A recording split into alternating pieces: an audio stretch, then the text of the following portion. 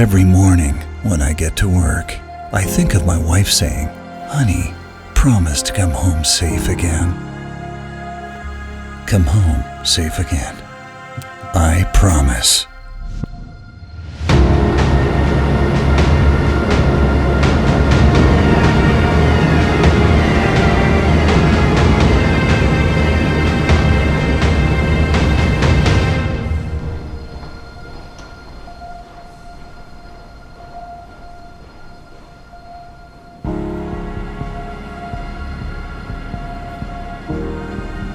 Whether I am alone or with my colleagues, everyone looks out for each other.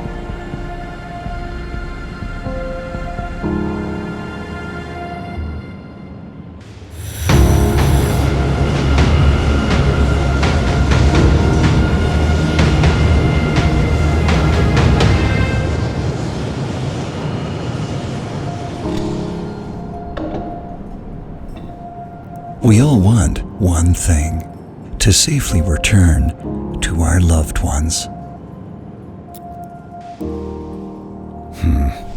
Promise kept.